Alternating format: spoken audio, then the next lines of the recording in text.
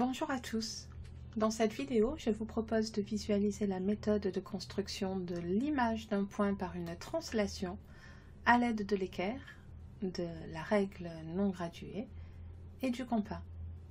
Alors bien sûr, je sais bien que les règles que vous avez dans vos sacs, à la maison, dans vos trousses, sont des règles graduées. Mais donc la mention que vous voyez ici, règle non graduée, est simplement là pour vous rappeler que certes vos règles sont graduées, mais vous avez interdiction d'utiliser ces graduations pendant la construction. Si vous voulez utiliser les graduations pour ensuite faire des vérifications, une fois que vos constructions seront terminées, eh bien aucun problème. D'ailleurs même je vous encourage toujours à vous auto-corriger, donc n'hésitez pas à le faire si vous en ressentez le besoin. Par contre, pendant la construction, si vous avez des longueurs à reporter, eh bien, vous ne mesurez pas le segment pour utiliser la valeur lue sur votre règle graduée, vous utilisez le compas. Alors maintenant, je vais vous montrer le type d'énoncé qui peut vous amener à appliquer cette méthode de construction. Ici, par exemple, je vous demande de construire l'image A' du point A par la translation qui transforme R en R'. Donc si je relis cette consigne, je vois qu'il est bien question ici d'une translation. Et cette translation est totalement définie par la suite de la phrase ici, qui transforme R en R'. Je sous-entends ici que je vais vous donner un point de départ, le point R, et son image, le point d'arrivée, le point R'. Donc ces points devront être donnés dans l'énoncé, bien sûr. Je continue ma lecture. Ici, on vous demande de construire le point A'.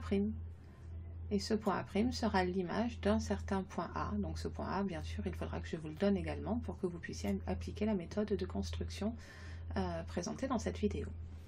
Donc je reprends. Voilà par exemple un schéma qui correspond à l'énoncé du dessus. Je vous ai bien donné le point R, point de départ, son image, le point R', point d'arrivée, par cette fameuse translation que je définis ici. Et donc un point A auquel vous devrez appliquer la méthode de construction pour pouvoir obtenir l'image, le point A'. Première étape donc pour commencer votre méthode de construction, je rétrécis un petit peu ma règle, pardon, c'est de tracer le segment RR', ou mieux la demi-droite d'origine R passant par R', tout simplement parce que ce sont les deux points qui définissent la translation. Et si jamais vous réalisez dans un exercice que vous avez besoin de prolonger la demi-droite RR' de l'autre côté, donc de tracer la droite RR', eh bien aucun problème pour moi, du moment que votre construction vous permet d'aboutir, cela me convient parfaitement. Donc, l'avantage c'est que maintenant je peux bien vous montrer que je connais parfaitement ma translation. En effet, je connais la direction, la droite AB, mais mieux que ça, je sais que c'est une translation qui transforme R en R', donc en réalité je connais le sens de la translation. Alors je vais dépasser un petit peu exprès, mais j'aurais pu m'arrêter au niveau de R'. Donc le sens de R vers R', donc plutôt en montant vers la droite. Et je connais également la longueur, puisque je connais les positions précises des points R et R', je connais la longueur du segment RR'. Et ce sont ces données-là qui vont me permettre de trouver le point A'. Donc si j'essaye en partant du point A de visualiser la future position du point A', bien sûr, c'est pas de ce côté-là de la feuille que je vais le retrouver, parce que le sens qui m'a été imposé par l'énoncé m'amènerait bien plutôt vers la droite, un peu plus haut à droite. Donc c'est vraiment important de commencer par cette anticipation-là, savoir à peu près de quel côté on espère atterrir à la fin de la construction. Une fois qu'on a repéré ça, donc on réalise qu'on va pouvoir construire une parallèle à la droite RR'. Alors je continue beaucoup plus loin que nécessaire, mais parallèle et dans la bonne direction. C'est pour ça que je ne parlerai que de demi-droite et pas de droite ici, lorsque je ferai ma construction. Une fois que j'aurai obtenu ici cette demi-droite-là, il me restera à trouver la position précise, et c'est à ce moment-là que la longueur du segment RR' me sera utile. Bon, donc je cherche à construire une demi-droite parallèle à RR'. Eh bien, je vais utiliser la méthode de vue en sixième, celle qui consiste à utiliser la règle non graduée et l'équerre. Alors, une petite remarque sur votre équerre. pour faire le point sur la fameuse méthode de 6e. Mon équerre possède deux côtés de l'angle droit étant ici. Le troisième côté de mon équerre, je ne m'en servirai jamais, que ce soit pour les constructions de parallèles ou de perpendiculaires. Donc vraiment, je me concentre sur les deux côtés de l'angle droit. Et pour faire ma construction de parallèle, eh bien, il suffit que je positionne un des deux côtés de l'angle droit le long de la droite à laquelle je veux être parallèle. Pourtant, vous savez bien que parfois on est mal inspiré, c'est mon cas ici, et que selon la position que l'on aura choisie pour notre équerre, eh bien, on ne pourra pas obtenir la droite cherchée. Ici, je vois tout de suite que je suis mal positionnée. Je repère vraiment très bien la droite RR' à laquelle je veux être parallèle. Cette droite partage mon écran, ma feuille en deux demi-plans, un plutôt vers le haut ici, c'est là que j'ai choisi de mettre mon équerre, et puis un plutôt vers le bas, mais malheureusement c'est vers le bas que se trouve le point A. Donc mon équerre et le point A ne se trouvent pas du même côté par rapport à cette demi-droite RR'. C'est pour ça que je vous dis que j'ai été mal inspirée. Alors il y a une autre position qui ferait que je serais mal inspirée. En réalité, il y a 4 positions, donc il y en a 2 qui ne fonctionneront forcément pas. Ensuite, du coup, vraiment, je vous encourage à faire preuve d'un petit peu de persévérance. Si jamais vous êtes mal inspiré, essayez les 4. Peut-être que vous n'en aurez que 2 à essayer, ou 3, et si c'est 4, c'est pas de chance, mais c'est pas grave. La 4e sera la bonne. Ici, je vais vous expliquer pourquoi je suis sûre que cette position fonctionnera. Donc déjà par rapport à ce que je vous disais, la demi-droite, la droite, pardon, RR' qui a été bien alignée avec un des deux côtés de l'angle droit de mon équerre, et mon équerre qui est bien du même côté de cette droite que le point A, mais mieux que d'être du même côté, elle est carrément dessus. Je vois le point A par transparence, mais mon équerre le masque en partie. Ça c'est très bon signe, ça sera pour moi preuve que j'arriverai à mener ma construction jusqu'au bout le moment venu.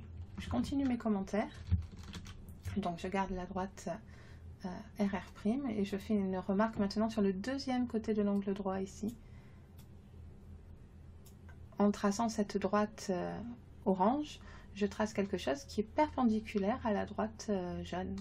C'est l'angle droit de mon équerre qui me permet d'en être convaincue. Alors, cette droite orange, certains la tracent parce que leur professeur de 6e leur avait demandé de le tracer. Si vous en avez besoin, aucun problème pour moi, mais en réalité, j'utiliserai ma règle pour matérialiser la position de cette droite orange et je n'aurai donc pas vraiment besoin de la tracer. Mais j'y reviendrai dans un instant. Pour l'instant, je vous rappelle pourquoi la technique vue en 6e fonctionne. Donc cette technique consiste à glisser le long de la droite orange. Mais puisque je glisse en étant bien le long de la droite orange, lorsque je vais tracer par exemple cette droite bleue, eh bien, cette droite bleue sera perpendiculaire à la droite orange, qui elle-même est perpendiculaire à la droite jaune. Donc, la droite jaune et la droite bleue sont toutes les deux perpendiculaires à une même troisième. La bleue et la jaune sont parallèles entre elles. Et ça restera vrai, quelle que soit la droite bleue là que je vais tracer. Du moment que je glisse bien le long de ma droite orange, j'obtiendrai des droites bleues qui sont parallèles. Donc, quelle que soit la position, vraiment. La seule chose, c'est qu'aucune de ces 3 droites bleues ne m'intéresse. Moi, ce que je vais vouloir construire, c'est la droite qui passe par le point A, la demi-droite en réalité, mais le moment venu, je saurai m'en rappeler. Donc, je vais faire maintenant la construction précise. Mais voilà, le fait que si deux droites sont perpendiculaires à une même troisième, alors elles sont parallèles entre elles, me permet d'être sûre à la fin d'obtenir la droite parallèle cherchée ou la demi-droite parallèle cherchée. Alors là, soyez bien vigilants. Vous avez positionné votre équerre le long de la droite RR'. Une fois que vous êtes sûr que vous êtes bien positionné, maintenez l'équerre fortement. Comme ça, lorsque vous allez arriver avec votre règle le long du deuxième côté de l'angle droit, vous pourrez vous positionner le long sans faire bouger l'équerre. Si l'équerre bouge, il faut recommencer. Une fois que votre règle est bien positionnée, vous pouvez relâcher la pression sur l'équerre et au contraire maintenir fermement la droite, parce que cette fois c'est la règle, c'est la règle qui risque de bouger lorsque je vais faire glisser mon équerre le long de la règle. Si la règle bouge, il faudra que je recommence du début ma construction. Bon là, moi ma règle bien sûr ne bouge pas. Il ne me reste plus qu'à placer donc le deuxième côté de l'angle droit de façon à passer précisément par le point A. Alors je pense que je suis un tout petit peu trop haut. Ah, j'ai encore bougé, je vais vérifier. Sur le TBI, c'est un petit peu compliqué, mais sur votre feuille aussi, veillez à rester bien précis. Donc là, une fois que vous avez positionné votre équerre correctement, vous n'avez normalement plus besoin de la règle, donc n'hésitez pas à l'enlever, à maintenir donc une pression suffisamment forte sur votre équerre pour pouvoir tracer, alors soit la droite selon les exercices, mais ici je l'ai déjà dit plusieurs fois, c'est la demi-droite d'origine A, parallèle à RR' que je voulais. La voilà. Alors j'ai vraiment bien avancé dans ma construction, il me reste maintenant à trouver précisément la position du point A', et c'est le fait que les points R et R' définissent complètement la translation qui me fait dire que c'est encore ces deux points-là que je vais devoir utiliser. Pointe sèche en R, écartement de R jusqu'à R', le plus précisément possible, et cet écartement-là, RR', doit être égal à la future longueur AA'. C'est ce qui explique que je viens ici positionner la pointe sèche de mon compas en A et que je vais venir tracer un arc de cercle qui coupera la demi-droite précédente en ce fameux point A' que je cherche à construire. Donc à l'intersection de la demi-droite que j'ai tracée tout à l'heure et de l'arc de cercle de centre A et de rayon R' que je viens de tracer, se trouve le point A'. Ce serait vraiment dommage d'oublier de le nommer. Je vous rappelle que le but de l'exercice, c'est de construire A'. Donc n'oubliez pas de placer précisément son nom de façon à achever votre construction. Cette fois, c'est bon, mon exercice est terminé. Une dernière remarque concernant les exercices que vous pourriez être amenés à résoudre. Ici, je vous ai demandé de construire uniquement l'image d'un point. Donc voilà qui est fait. Mais vous aurez souvent des exercices dans lesquels vous aurez des constructions d'images de figures. Dans ce cas-là, je vous rappelle les consignes qui vous ont déjà été données en 6e et en 5e. En 6e pour la symétrie axiale, en 5e pour la symétrie centrale et donc maintenant pour la translation.